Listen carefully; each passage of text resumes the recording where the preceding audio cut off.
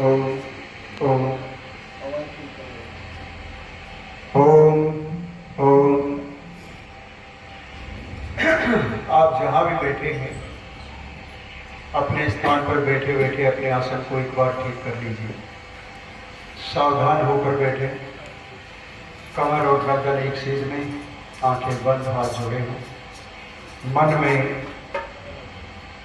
उन ऋषियों के प्रति श्रद्धा की भावना रखते हुए, जिनकी कृपा से आज ये सुंदर आयोजित किया जा रहा है और आप सभी श्रद्धापूर्वक इसमें भाग ले रहे हैं, उनके प्रति नमन और उपनिषद शांति मंत्र का पाठ कि हम ऐसी चर्चा करें जो दोनों की रक्षा करने वाली हो, वक्ता की भी और श्रोता की। ओम सहना ववतु सहनौ भुनक्तु सह वीर्यं करवावहै तेजस्विनावधीतमस्तु मा विद्विषावहै। वेदांत दोग्धा गोपाल शब्दशास्त्रस्य पाणिनिः सर्वे वेद गिरान्दोग्धा विरजानन्दनन्दनः मौर्वे चङ्कारजन्मानं भीषणं धरं विद्विषाम् आर्तानां सान्त्वनं वन्दे तमानन्दं दयामयम् वन्दे दयानन्दं दयामयम्। ॐ शान्ति शान्ति शान्तिः।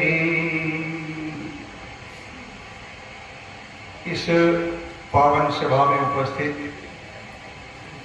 आदरणीय श्री आचार्य जी जो गुरुकुल दादरी से यहाँ पधारे हैं अपने विद्यार्थियों के साथ, और इस आर्य समाज के प्रधान जी श्री डॉक्टर देवेंद्र वोरा जी, मंच संचालक श्री कुलदीप आर्य जी और श्री अमर सिंह जी, जिनके आर्थिक सहयोग से ये स्थान बना है, और बहुत दूर दूर से आए हुए, कई अन्य स्थानों से पधारे हुए माननीय अतिथिगण, वंदनीय मातृशक्ति, धर्म प्रेमी सज्जनों, प्रिय। अभी आप ईश्वर भक्ति का बहुत सुंदर गीत सुन रहे थे।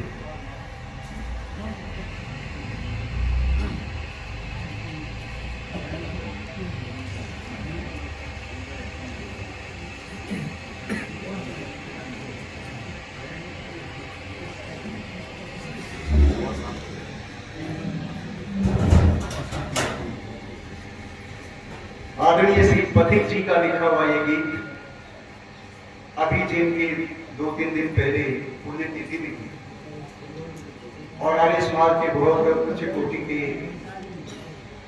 वजनीक भी रहे, उपदेशक भी रहे।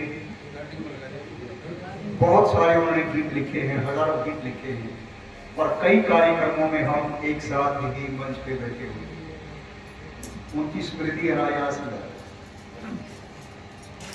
तो मैं अपनी बात प्रारंभ करूं, इससे पहले एक वेद का मंत्र आपके आगे रख रहा हूं। ईश्वर की कृपा से वेद मेरे जीवन का आधार है। कुछ पिछले जन्म के पुण्य कर रहे होंगे कि बहुत उच्च कोटि के विद्वानों का आशीर्वाद मिला, प्यार मिला, उनके चरणों में बैठकर कुछ सीखने का सौभाग्य मिला। अपने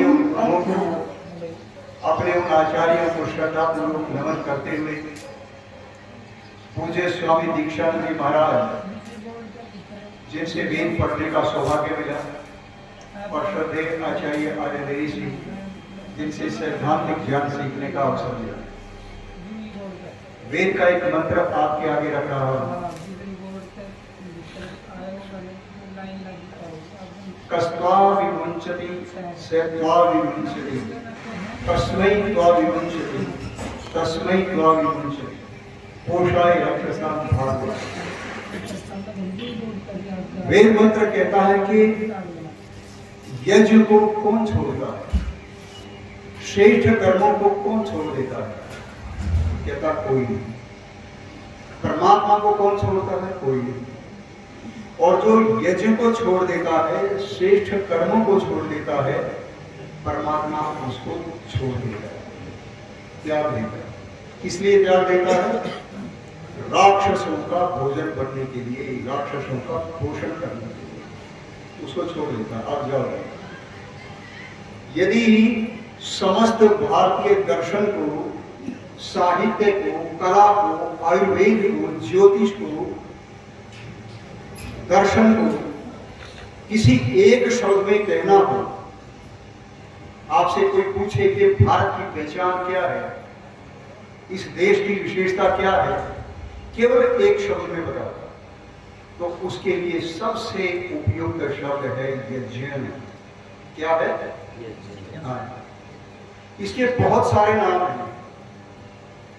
यज्ञ को हवन भी कहते हैं, अग्निहोत्र भी कहते हैं, अघर भी कहते हैं, होम भी कहते हैं, बहुत सारे नाम हैं।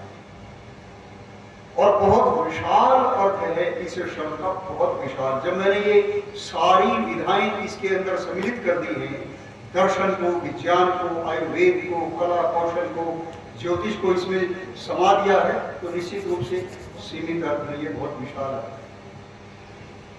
और कोई समय था भाइयों बहनों, जब इस देश के घर का, इस देश में रहने वाले लोग तब तक भोजन नहीं किया करते थे जब तक देवता को भोग ना लगाए। कौन सा देवता? अच्छा, देवता खाने वाला होना चाहिए कि बिना खाने वाला होना चाहिए?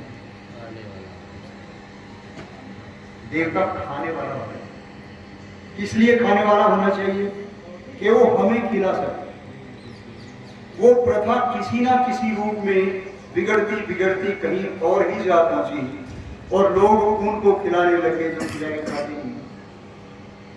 मान लीजिए आपके घर में दो व्यक्ति हैं, एक तो है बहुत रोगी है, कोई परमात्मा चलो ना करे, सब स्वस्थ रहे, हमारी कोई कामना है। कोई रोगी है, वृद्ध है, चल फिर नहीं सकता, बिल्कुल खाट में पड़ा हुआ है, और एक खेत में सारा दिन हल चलाता है, परिश्रम करता है, मेहनत करता है। भोजन की आवश्यकता किसको अधिक है? बोलिए, मेहनत करने वाले को कि खाट में पड़े रहने वाले को?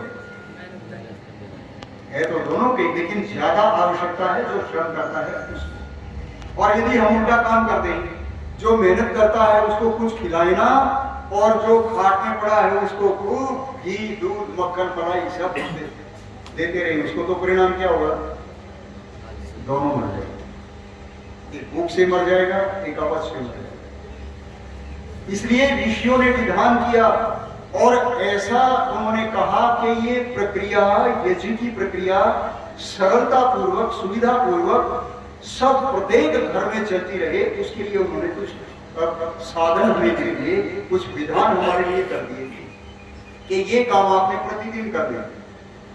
और अच्छा, अपने घर को अंग्रेजी भाषा में क्या बोलते हैं और इसको क्या बोलते हैं? तो दोनों का कुछ संबंध होना चाहिए कि नहीं होना चाहिए आपस में? कुछ कनेक्शन समझ में आ रहा है कि नहीं? हमारे होम भाइयों बहनों इसीलिए होम थे कि यहाँ प्रतिदिन होम होते थे, इसीलिए होम थे। हम अपने घर को होम बनाया करते थे। अंग्रेजों ने कहा कि भारत के लोग अपने घर को होम कहते हैं, हम भी होम कहेंगे। मैंने कहा कि हम तो ये चाहते हैं कि संसार का प्रत्येक व्यक्ति, किसी भी देश का रहने वाला हो, कोई भी भाषा क्यों ना बोलने वाला हो, कोई भी विचार क्यों ना रखने वाला हो, वो अपने घर को होम कहे, होम करे। भाई हमारे घर तो इसलिए होम है कि यहाँ प्रतिदिन होम करते हैं। तुम भी अपने घर में प्रतिदिन होम कर लिया करो और तुम्हारा घर भी होम बन जाएगा। इसकी सुगंध से इससे पूरा वातावरण महकता रहे और संसार में ना कहीं रोग हो, ना अकाल हो, ना अतिवृष्टि हो, ना कहीं कोई महामारी फैले, सब लोग मिलकर के आगे बढ़े। यही तो वेद का संदेश है, संगत ध्वम संबद ध्वम शंभो मनांसी जनता। सब मिलकर के रहो, मिलकर के चलो और मिलकर के बोलो, खाओ पियो, सब इकट्ठा हो। परमात्मा ने जिस समय इस सृष्टि की रचना की तो उसने भी यज्ञ किया। संसार के कोई भी व्यवस्था, चाहे कोई ईश्वर को मानने वाला आस्तिक हो, चाहे न मानने वाला कट्टर से कट्टर नास्तिक हो, वो इस बात को जरूर स्वीकार करेगा कि संसार में कोई व्यवस्था काम कर रही है। इस सृष्टि के संचालन में, इन सारे ब्रह्मांड के संचालन में एक जबरदस्त व्यवस्था है जिसका उल्लंघन ना तो कोई कर सकता, ना उसको कोई तोड़ सकता, चाहे वो ईश्वर को मानता हो चाहे ना मानता हो, इस बात को अवश्य स्वीकार करें। और यही यज्ञ का एक लक्षण है। यज्ञ का अर्थ होता है देव पूजा, दान और संगतिकरण। देवों की पूजा, उनका सत्कार, देव विद्वांसो ही देवा, विद्वानों को ही देव कहते हैं, उनकी पूजा सत्कार करना और संगतिकरण, ये बहुत कमाल का शब्द है, बहुत कमाल का। संसार का एक पदार्थ दूसरे पदार्थ से जुड़ा हुआ है, उसकी पूर्ति कर रहा है, उसका सहायक है। और वैसे भी चाहे हम कितने बड़े धनवान बन जाएं, किसी स्तर पर भी पहुंच जाएं, बड़े ऊंचे पद पे चले जाएं, कि बड़े से बड़ा कोई अधिकारी बन जाए, बड़े से बड़ा कोई नेता बन जाए, कोई देश का प्रधानमंत्री बन जाए, कुछ भी बन जाए,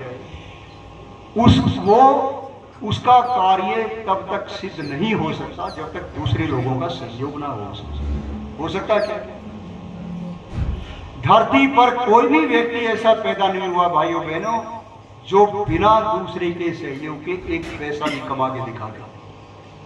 आप विचार कर लेना सावधानी से, कोई नहीं। और जो जितना बड़ा कारोबारी है, जितना बड़ा व्यापारी है, उसको उतने ही अधिक आदमियों पर निर्भर रहने की आवश्यकता है कि नहीं है?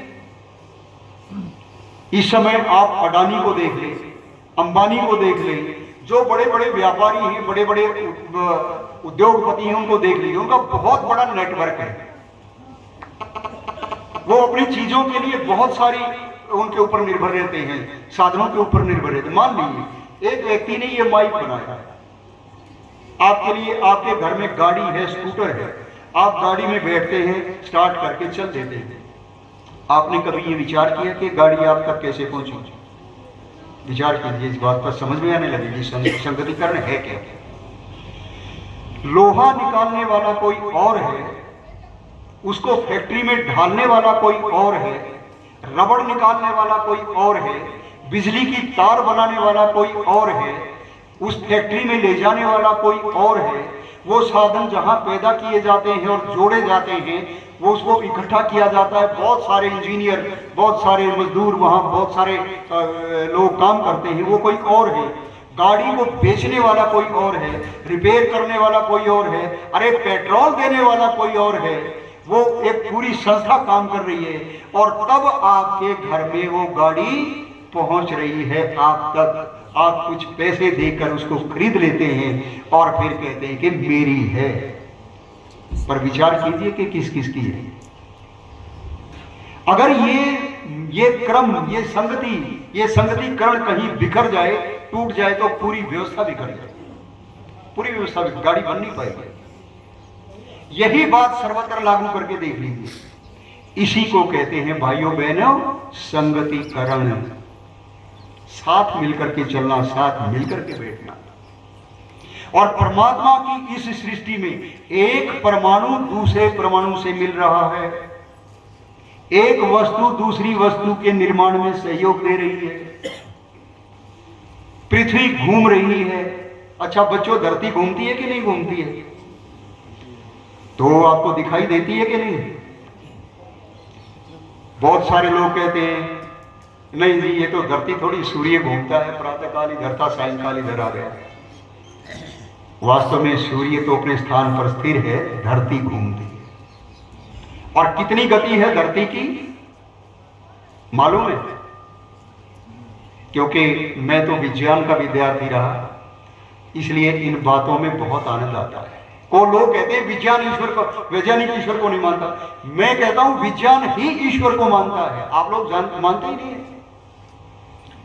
कोई साइंटिस्ट दुनिया में ऐसा नहीं है जो ईश्वर को ना मानता हो। बहुत भ्रम ये प्रचारित कर दिया कि वैज्ञानिक लोग नास्तिक होते हैं। धरती की दो गतियां हैं भाइयों बहनों, एक अपने एक्सिस के गिर्द घूमती है, एक सूर्य के गिर्द घूमती है। जो अपने एक्सिस के गिर्द घूमती है उससे दिन और रात बनते हैं, और जो सूर्य की परिक्रमा करती है उससे ऋतुएं बनती है।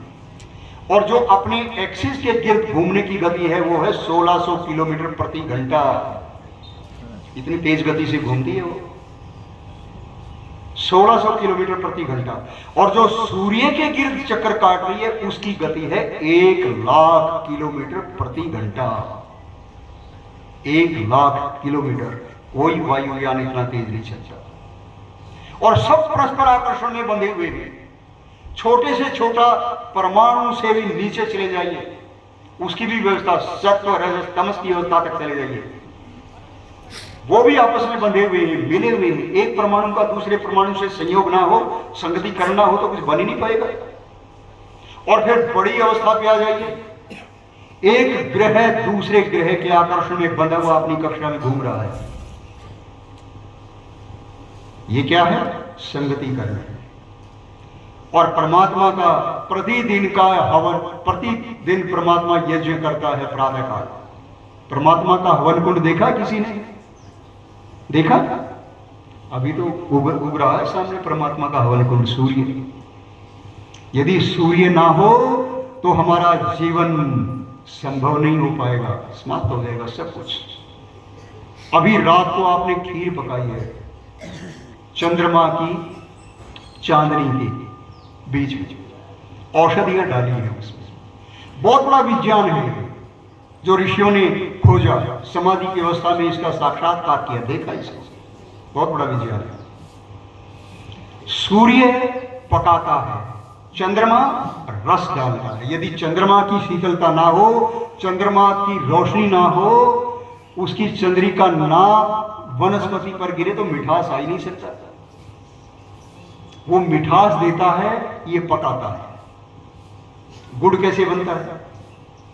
गन्ना से आप वो निकालते हैं, रस निकाल करके फिर उसको कढ़ाई में डाल के पकाते हैं, उसका मैल दूर करते हैं। पकाते पकाते उसको गाढ़ा करते करते गुड़ तैयार कर दिया आपका। अरे बड़ा बहुत बढ़िया, बहुत टेस्टी, तो बड़ा स्वादिष्ट होता है। ये क्या था? ये यहीं से तो नहीं है। और हमारे यहाँ पे इतना ऋषियों ने इस पर अनुसंधान किया है, इस यज्ञ के ऊपर इतना बड़ा कार्य किया है, जिसकी गणना, जिसका मूल्यांकन आज हम कर नहीं पा रहे हैं। कभी था समय के यज्ञ का मूल्यांकन किया करते थे। जो कुछ हम जीवन में प्राप्त करते हैं, जो कुछ भी हम ढालते हैं, अपने जीवन में ग्रहण करते हैं, सब यज्ञ का ही अंग है, सब यज्ञ का ही रूप है। माता पिता का संतान के प्रति वात्सल्य, अभी आचार्य जी बता रहे थे कि गर्भ में संतान आती है, ये भी यज्ञ का बहुत बड़ा रूप है। इतना व्यवहारिक रूप, कैसे गर्भ के अंदर अंग निर्माण होते जाते हैं, कैसे अन्न से आंख बनती है, किससे बनी? आंख बनती है। इतना सूक्ष्म, कितनी ये चमकीली आंख जिसे आप सारा संसार देखते हैं, किससे बनी? अन्न से बनी है, अन्न के सूक्ष्मतम भाग, सूक्ष्म भाग से।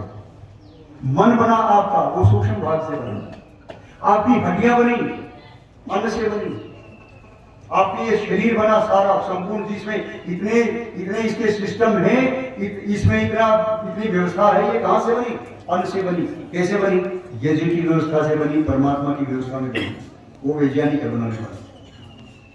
और आपका ये शरीर, आपने कभी ध्यान दिया हो जब हम ऐसे बैठते हैं, मैं ये यज्ञ के बारे में क्या क्या बताऊं आपको।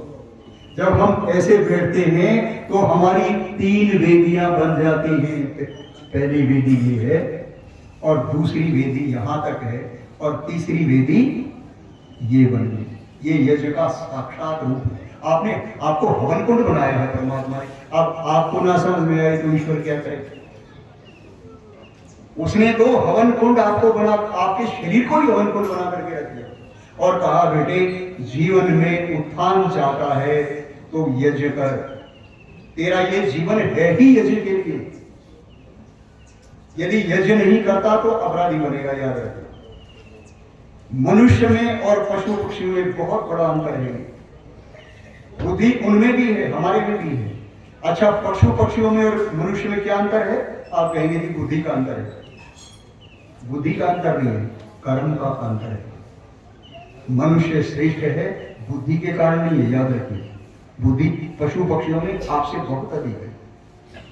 उनका स्वाभाविक ज्ञान इतना अधिक है कि उसके विरुद्ध वो कोई आचरण नहीं करते।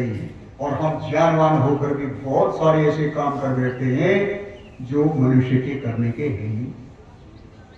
दूसरे का शोषण करना, हत्या करनी, अन्याय करना, अत्याचार करना, ये पशु पक्षी करते हैं कि मनुष्य करता है?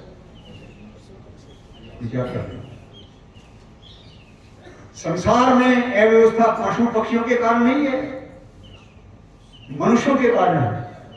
जो अपने आप को सर्वश्रेष्ठ प्राणी कहता है उसके कारण है। तो आपको तो परमात्मा ने शरीर ऐसा दिया है कि जो यज्ञ का चलता फिरता हवन कुंड आपका ये शरीर है। और परमात्मा कहता है तेरा ये शरीर यज्ञ के लिए है, याद रखना। यहां तक कि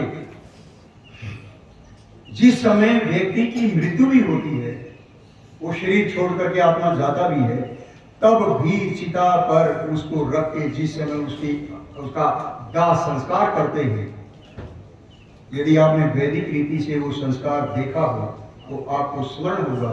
वहां कहते हैं जाने वाले शूरवीर तेरी त्वचा के लिए स्वाहा, तेरी आंखों के लिए स्वाहा, तेरे रक्त के लिए स्वाहा, तेरी अस्थि के लिए स्वाहा, तेरी मज्जा के लिए स्वाहा, तेरे कानों के लिए स्वाहा। ये मानो अंतिम समय में हमारी पहचान होती है उस काम के लिए। तो ऋषियों ने इस काम की आवश्यकता को समझा।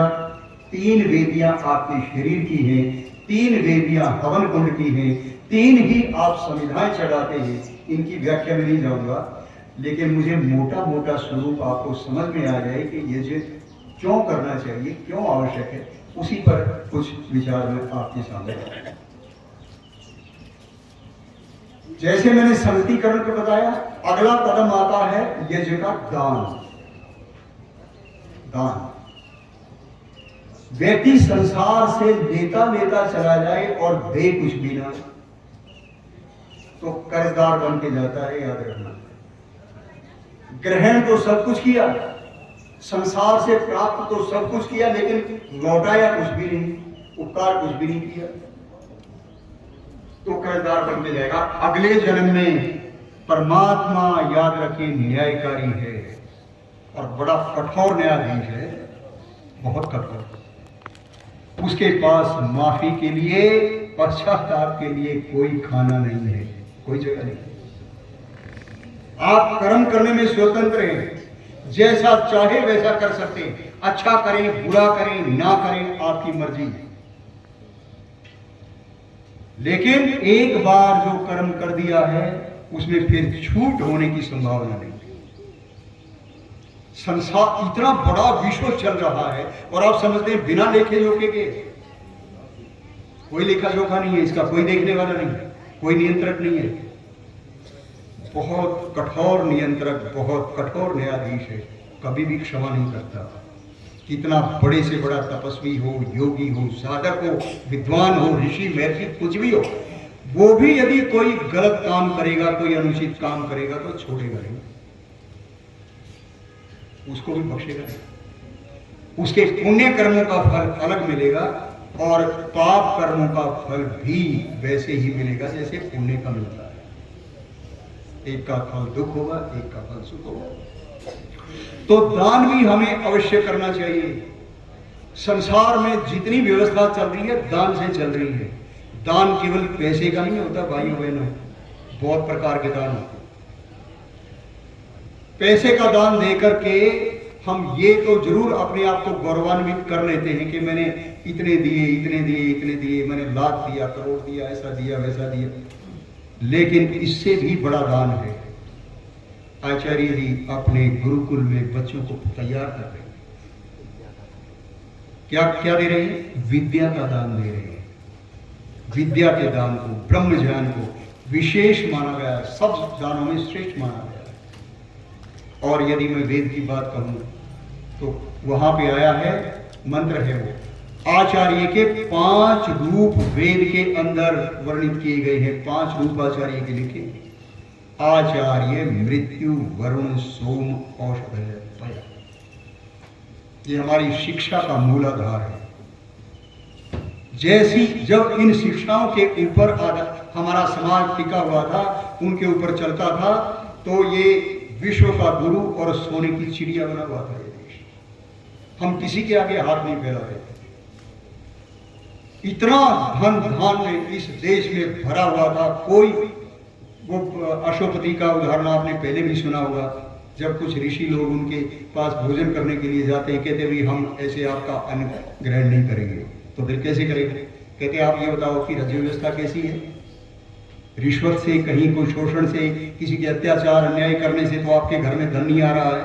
तो अशोकपति, राजा अशोकपति खड़े होकर के घोषणा करते हैं, नमे स्तुने जनपदे ना कदरे न मध्यपुर नाना ही कारक विद्वान स्वयं। अरे मेरे राज्य में कोई मूर्ख नहीं, कोई अनपढ़ नहीं, कोई गरीब नहीं, कोई यज्ञ ना करने वाला नहीं, कोई शराब पीने वाला नहीं, कोई व्याभिचारी नहीं, कोई व्याभिचारी स्त्री नहीं, कोई पुरुष नहीं। आज ये घोषणा किसी राष्ट्र का अध्यक्ष कुछ कर सकता है क्या? सोचिए जरा कैसी व्यवस्था थी हमारे यहाँ। और यज्ञ को देखो, भावना कैसी है। जिस समय महाभारत का में महाराज युधिष्ठिर जी राजसूय यज्ञ करने लगे, तो उन्होंने यज्ञ की दीक्षा ली। दीक्षा मतलब यज्ञ के लिए अपने आप को तैयार करने लगे। उन्होंने अपने सारे काम बांट दिए। भीम ये काम करेगा, अर्जुन ये काम करेगा, नकुल सहदेव ये देखेंगे, ये फलाना काम ये देखेंगे, और मुझे 2 महीने पहले बिल्कुल फ्री कर दो। मेरे पास कोई समाचार घर का नहीं आना चाहिए, ना राज्य का आना चाहिए। क्यों? क्योंकि यज्ञ के लिए तैयार होना था। यज्ञ की आत्मा है श्रद्धा। श्रद्धा भविष्य मूल, श्रद्धया वेद वत्सा वेदयामि। तो यज्ञ के लिए, श्रद्धा के लिए, श्रद्धा से अपने आप को भर रही, मैं उसके लिए तैयार हो जाऊं, और उसके बाद वो यज्ञ में बैठने लगे। कोई विचार, कोई अन्य बात मस्त दिमाग में नहीं आनी चाहिए। महाराज दशरथ के जिस समय संतान पैदा नहीं हुई, वो उन्होंने वशिष्ठ जी से कहा, उनके जो कुलपुरोहित थे उनसे कहा, महाराज जी वृद्धा अवस्था आती जा रही और संतान पैदा नहीं हुआ, क्या करें? उन्होंने कहा पुत्रेष्टि यज्ञ करवाना होगा। तो फिर करवाइए। कहते नहीं, मेरे वश का नहीं, मैं नहीं करा सकता। आप महर्षि ऋष्यशृंग अपने आश्रम में रहते हैं, उनके पास चले गए, उनको साथ लेकर गए, और उनके आश्रम में 15 दिन तक बैठे रहे। कोई बातचीत नहीं की, स्वागत उनका किया, भोजन आदि की व्यवस्था सारी हुई। लेकिन महाराज दशरथ जी ने ये नहीं कहा कि मैं किस लिए आया हूं। 15 दिन के बाद मुनिवर ने पूछा, महाराज जी कैसे आया, क्या काम है? कहते जी मैं पुत्रेष्टि यज्ञ करवाना चाहता हैं, उसके लिए आया हूं, आप समर्थ है, करवा दीजिए। अच्छा, उन्होंने सामग्री लिख दी, ये सामग्री है, ये औषधियाँ हैं, ये उसमें आप तैयारी करके रख लेना इनकी, मैं फला तारीख को आऊँगा और पुत्रेष्टि यज्ञ करवाऊंगा। वो सारी तैयारी उन्होंने की, और उन्होंने भी अग्नि पर क्या किया था? बोलो, खीर ही पकाई थी, जो आज रात में आपने पकाई, आज रात को पकाई जाती, उन्होंने भी खीर ही पकाई। खीर खाने से संतान पैदा नहीं हुई, संतान तो वैसे ही पैदा हुई जैसे होती है, लेकिन उस औषधि युक्त खीर ने उस दोष को दूर कर दिया जो रानियों के गर्भ में था या दशरथ जी में था, उस दोष को दूर कर दिया। और उस खीर का कमाल देखिए, महाराज दशरथ ने जो खीर का बंटवारा किया, वो आधी खीर तो कौशल्या को दे दी, और जो आधी थी उसमें 2 भाग करके सुमित्रा को और कैकेयी को दे दी। तो फिर कौशल्या ने कहा कि मेरे पास खीर अधिक है। उसने अपनी खीर में से कुछ भाग निकाल करके सुमित्रा को दे दिया। और फिर कैकेयी ने कहा कि मेरे पास भी कुछ अधिक आ गई है। उसने अपनी खीर में से कुछ भाग निकाल करके सुमित्रा, ये छोटी है, इसको दे दिया। तो संतान पैदा हुई बाद में, और उस खीर का चमत्कार देखिए। जो कौशल्या जी का भाग था, उस सुमित्रा के गर्भ से, उस भाग से लक्ष्मण जी पैदा हुए, और जो कैकेयी का भाग था, उस भाग से शत्रुघ्न पैदा हुए। और श्री आपने वो जो, क्योंकि कौशल्या ने दिया था, तो श्री राम के साथ किसका स्नेह ज्यादा था? वैसे तो चारों भाइयों का आपस में था, लेकिन ज्यादा प्यार किसका था? वन में कौन गया था? वो जुड़ गया वहां का। और जो कैकेयी का भाग था, वो उससे शत्रुघ्न भरत से जुड़ गया जाकर। ये है भावना का कमाल, ये है वो श्रद्धा जिसको लेकर के यज्ञ जब किया जाता है तो चमत्कारिक होता है, इसके परिणाम चमत्कारिक होते हैं। ओके। और अकबर के समय तक हमारे यहाँ एक विद्या प्रचलित थी, एक विद्या थी। चंद्रमा की चांदनी में चंद्रकांत मणि तैयार की जाती थी। वो विधि क्या थी, कैसे तैयार करती थी, इस समय वो विद्या लुप्त हो चुकी है, बस कहानी का पता है, बाकी वो उस विद्या का नहीं पता। वो चंद्रमा की चांदनी में ही तैयार की जाती थी। वो जो मणि तैयार की जाती थी, उसको पानी से, उस मणि से को पानी में डाल करके, उसको पानी से धो करके किसी गिलास में, लोटे में डाल करके किसी को पिला दिया, तो जो हार्ट अटैक, हृदय के रोगी थे, जिनको हार्ट अटैक की संभावना रहती थी, उनको वो बिल्कुल स्वस्थ हो जाते थे। समय के साथ साथ वो विद्या समाप्त हो गई। आपने भी रात्रि को इस खीर का निर्माण किया, और ये जो पूर्णिमा की चांदनी में इसको पकाया गया। ये जो पूर्णिमा है, ये संसार अपने पूरे वर्ष की सबसे अधिक चमकीली रात होती है। आश्विन मास की शुक्ल पक्ष की ये जो पूर्णिमा आई, ये वर्ष की सबसे अधिक चमकीली रात है। और इसके बाद जो अमावस्या आएगी, वो सबसे अधिक काली रात है। प्रकाश और अंधकार दोनों साथ साथ चल रहे हैं। कमाल की बात है। एक सबसे चमकीली है, दूसरे सबसे अधिक काली है। आप दिवाली मनाते हैं, वो अगले व्याख्यान में आपकी बात रखूंगा आपको, दिवाली क्या है, दशहरा क्या है। तो दोनों, और जीवन के साथ गहरा संबंध है, अंधेरे का भी और उजाले का भी। शांति धर्मी पत्रिका जींद से निकलती है। मेरे उसके हर एक अंक में मेरा लेख आता है। से नहीं जाता तो जयदेव जी का फोन आ जाता है, आपका लेख नहीं आया। तो संभवतः इस बार मेरे पास वो अंक पहुंचा नहीं, उन्होंने छापा होगा। श्याम श्वेत का खेल पूरा संसार, ये लेख आपको उसमें पढ़ने का मिलेगा। श्याम श्वेत का चमत्कार। अंधेरा और उजाला हमारे जीवन में साथ साथ चलता है, और संदेश देता है हमें, तम सोमा ज्योतिर्गमय, हम अंधेरे से प्रकाश की ओर चले। कभी भी कोई ऐसा काम ना करें जो आत्मा को गिराने वाला हो। मैं आज आदरणीय डॉक्टर साहब को बता रहा था रास्ते में आते हुए, जिस समय में सर्विस में था, एसडीओ के पद पे मैं कार्य कर रहा था, बहुत बड़ा प्रोजेक्ट था मेरे पास, जिसमें रिश्वत के पैसे बैग में भर के आते थे, बिना गिनती। और वो ठेकेदार आकर के कहता, महाराज जी आपकी सेवा में मिठाई लाओ। मैंने कहा मिठाई, ऐसी मिठाई मैं नहीं खाता। बस ये मिठाई, ये जो बेचारे लेबर तेरे पास काम करती है, मजदूर लगे हुए हैं, जो झोपड़ों में रहते हैं, ना खाने के लिए बढ़िया रोटी है, ना रहने, सिर को छुपाने के लिए छत है, इनको बांट दे। और भी ज्यादा है तो बहुत सारी जगहें हैं, वहां दान दे जाकर के, मुझे तेरी इस मिठाई की आवश्यकता नहीं। बहुत सारी, आप जानते हैं, ऐसा जो व्यक्ति होता है वो अधिकारियों की आंख का कांटा बन जाता है।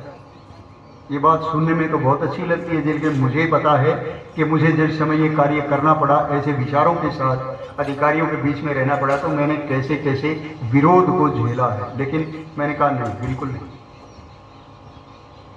जो खाने वाले उनको खिला दे, जो देने वाले लेने वाले उनको दे दे, मुझे कोई आपत्ति नहीं। लेकिन याद रखना, यदि मुझे तेरे काम में कोई गड़बड़ कहीं पे मिल गई तो धरती पे कोई शक्ति नहीं है तेरे कागज पे साइन करवा देगी। इस बात को याद रखना, मैं कोई समझौता नहीं करूंगा।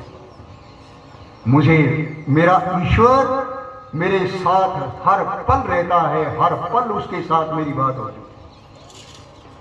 मैं ईश्वर का मानने वाला आदमी हूं, यज्ञ का करने वाला आदमी हूं। जिस समय मुझे यज्ञ का महत्व पता लगा, मेरी धर्मपत्नी बैठी है साथ में, जिस समय मुझे यज्ञ का महत्व समझ में आया कि यज्ञ क्या है, उस दिन के बाद से मैंने यज्ञ को कभी छोड़ा नहीं। और जब घर में होता हूं तो प्रतिदिन अनिवार्य रूप से यज्ञ आवश्यक है। उसके बाद सारे काम, प्रातःकाल, संध्या, सायंकाल, दोनों समय संध्या वेद का स्वाध्याय बच्चों के साथ बैठ करके। मैं ऐसे किसी बात का उपदेश आपको नहीं करूंगा जो मेरे जीवन में ना हो। उपदेश आचरण से होता है। केवल एक घटना सुना करके अपनी वाणी को विराम दे रहा हूं। आचार्य चमुपति एमए जी ट्रेन में यात्रा कर रहे थे, तो उनके बड़े भाई साथ थे। उन्होंने कहा, चमुपति जी ने कहा कि मैं ट्रेन में बैठता हूं, जा करके आप टिकट लेकर के आ जाइए। तो टिकट लेकर के आ गए, ट्रेन चल पड़ी। पंडित जी ने पूछा, कितनी टिकट लेके आए हो? भाई ने बता दिया, इतनी लेकर के आया हूं। जब 5-6 जितने व्यक्ति थे और एक आधी लेकर के आया हूं। आधी किसके लिए? कहते इस बच्चे के लिए। कहते इसके तो पूरी लगनी थी, आधी क्यों लेकर के आए? कहते अभी कल ही तो हमने जन्मदिन मनाया है इसका, तब 12 साल तक की आधी लगती थी, आजकल भी शायद 12 साल तक आती है। तो अरे एक दिन से क्या होता है? चमुपति जी जाते हैं ट्रेन में से उठ, सीट से उठ करके टीटी को ढूंढ करके लाते हैं। चलिए महाराज, टिकट बनानी है। किसकी बनानी है? कहते इस बच्चे की बनानी है। क्या उम्र है? कहते 12 साल 1 दिन। जब उन्होंने 12 साल 1 दिन कहा तो उन्होंने पंडित जी को ऊपर से लेके नीचे से ऊपर तक देखा। कहने लगे, टिकट तो मैं बना दूंगा, लेकिन ये बताओ आप कौन हो?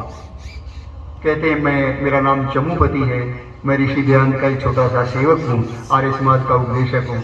अरे टीटी ने वहीं पांव पकड़े। ओह महाराज, मुझे नहीं पता था आर्य समाजी ऐसे होते हैं, मुझे नहीं पता। मैं भी आज से आर्य समाजी हूँ, मुझे भी आज से आर्य समाजी समझो। और उसने टिकट बना। ये जो सैकड़ों उपदेश काम नहीं कर सकते थे, वो एक आचरण ने करके दिखाया। तो हमारा आचरण श्रेष्ठ हो, हम यज्ञ के करने वाले बने, यज्ञ के महत्व को समझे। बहुत विशाल, बहुत कमाल का ये कार्य है, इसको कभी मत त्यागना। इसको त्यागेंगे तो परमात्मा हमें छोड़ देगा। किस लिए छोड़ देगा? पोषाए राक्षसाम भागवसी, राक्षसों का भाग बनने के लिए छोड़ देगा। शेष चर्चा अगले समय में करेंगे, अगले व्याख्यान में करेंगे।